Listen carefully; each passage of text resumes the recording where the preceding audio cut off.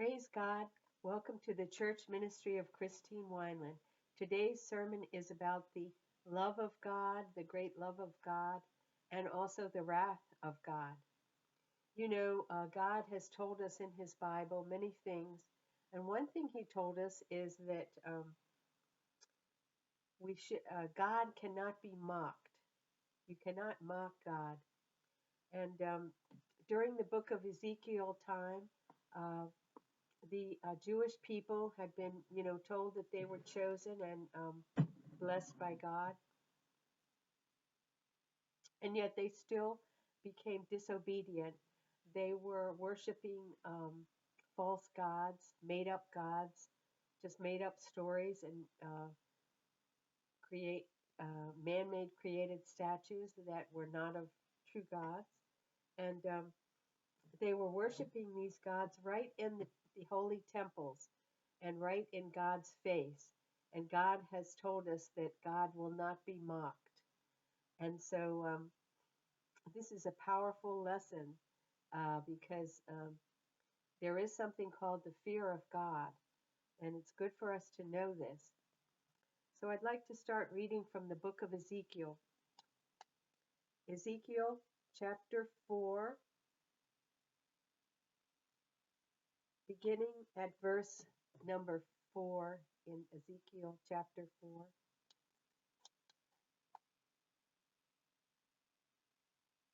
Now, son of man, he's talking to Ezekiel, and he calls him son of man. Then lie on your left side and put the sin of the house of Israel upon yourself. You are to bear their sin for the number of days you lie on your side. I have assigned you the same number of days as the years of their sin. So 390 days you will bear the sin of the house of Israel. 390 days signifying 390 years that they had been sinning. After you have finished this, lie down again, this time on your right side, and bear the sin of the house of Judah. I have assigned you 40 days, a day for each year. Turn your face toward the siege of Jerusalem, and with bared arm prophesy against her. I will tie you up with ropes so that you cannot turn from one side to the other until you have finished the days of your siege. Take wheat and barley, beans and lentils, millet and spelt. Put them in a storage jar and use them to make bread for yourself. You are to eat it during the 390 days that you lie on your side. Weigh out 20 shekels of food to eat each day and eat it at set times. Also measure out a sixth of a hin of water and drink it at set times. Eat the food as you would a barley cake. Bake it in the sight of the people. So these were in Ezekiel's instructions.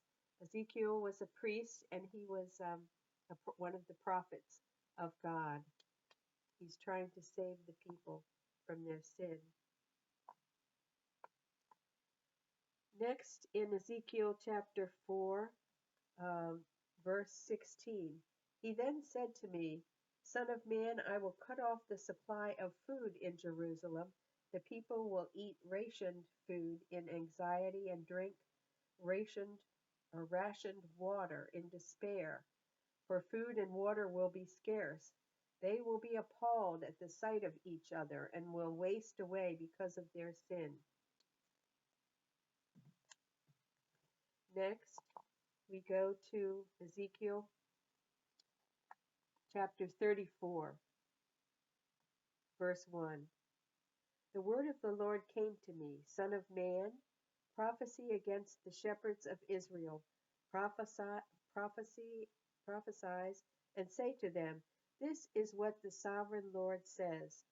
Woe to the shepherds of Israel who only take care of themselves. Should not shepherds take care of the flock? You eat the curds, clothe yourselves with the wool, and slaughter the choice animals, but you do not take care of the flock. You have not strengthened the weak, or healed the sick, or bound up the injured. You have not brought back the strays, or searched for the lost. You have ruled them harshly and brutally.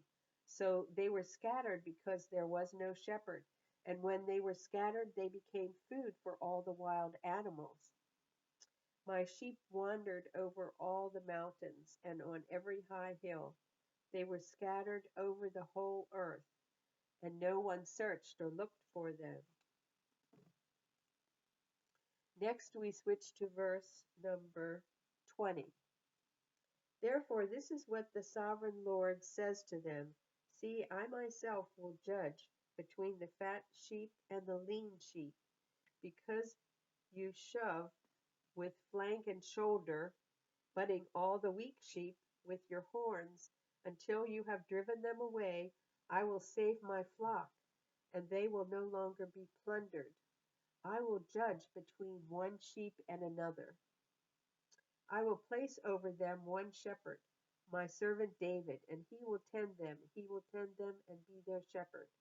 I, the Lord, will be their God, and my servant David will be prince among them. I, the Lord, have spoken. So this is an important passage because it tells us that the Lord has been watching. The Lord knows everything that we do. He watches all peoples, especially the Jewish people, and he notices if we're praising God, glorifying God, praying to God, or if we've made false idols, if we're doing evil things. He sees it all. In the book of Ezekiel, he tells in great, great detail, which I'm not going to tell you here, because it's too horrible to even be believed. It's so horrible that I can't even bear to read it. But the things that were done during these days um, were against God. And as God has said, he will not be mocked. So the entire chapter goes over and over every detail of all the evil things that the Jewish people did and that all of the surrounding people did. In all of the countries surrounding the Jewish people, they were all fighting and warring and attacking and taking as prisoners the Jewish people. And so they, the surrounding people were very evil.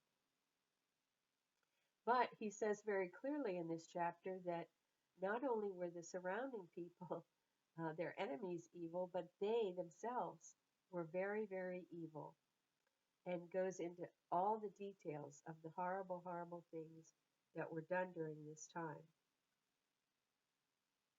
And so, as God has said, he will not be mocked.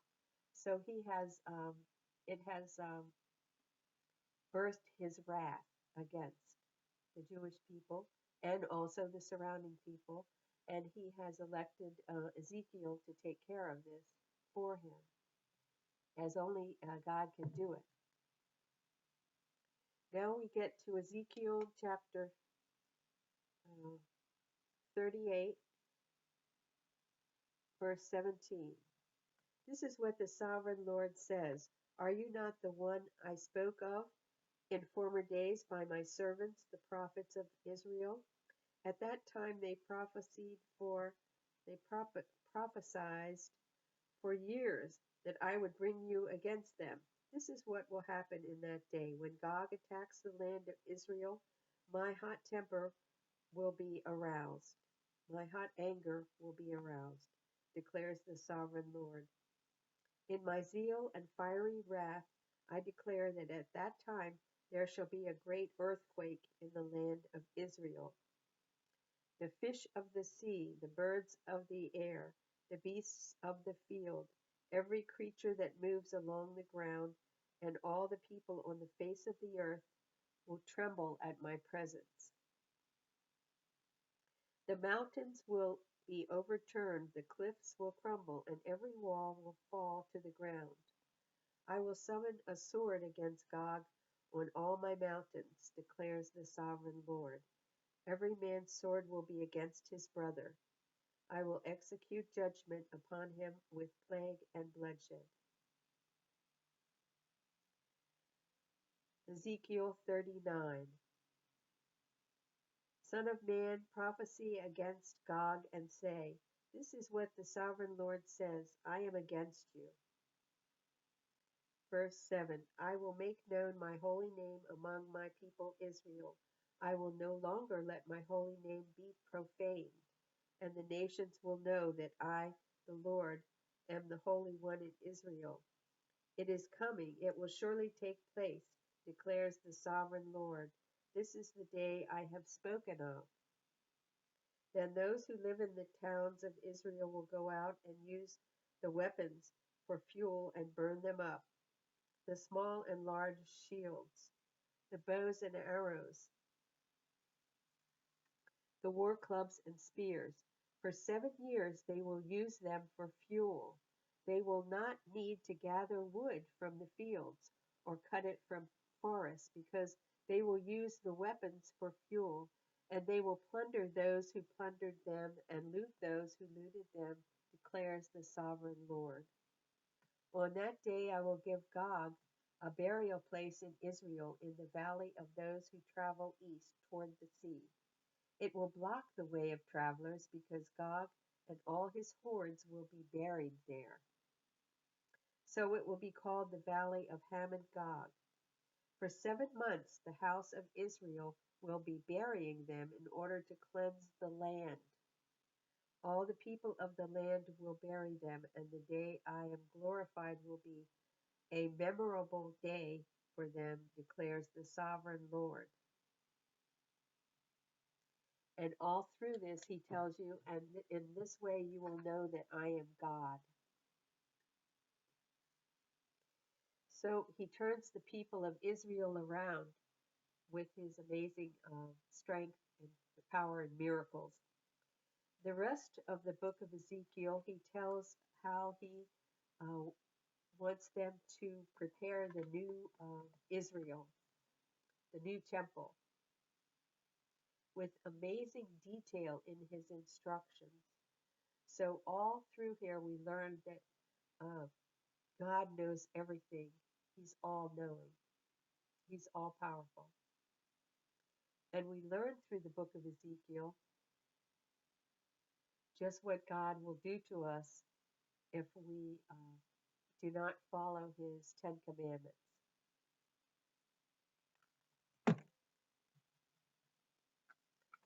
And so this is the sermon on the wrath of God, the great love of God, and how he has forgiven the Jewish people, and he takes them back and corrects them. And he also says in this chapter, in the book of Ezekiel, he says also that as God,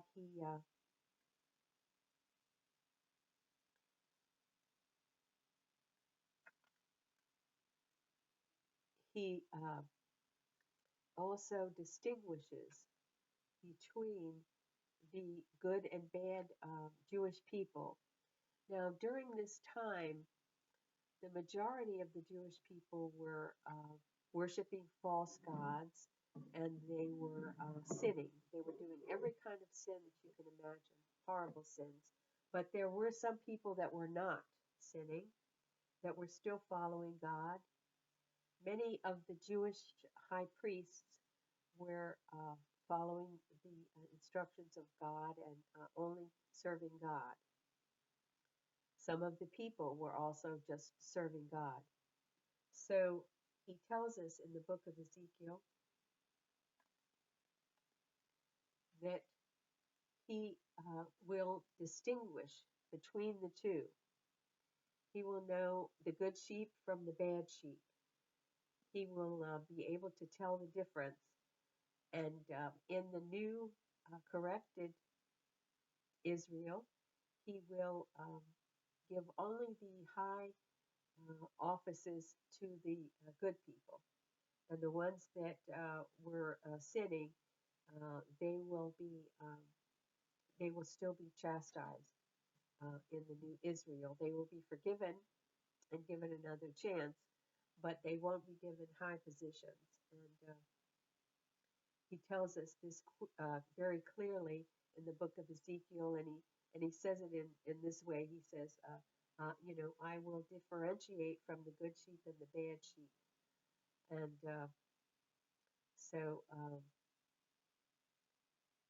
it's a very detailed, a very violent, fiery chapter of the Bible, but it has important lessons for us to know just how powerful and mighty God is, that we can still have a chance to be redeemed and come around to God.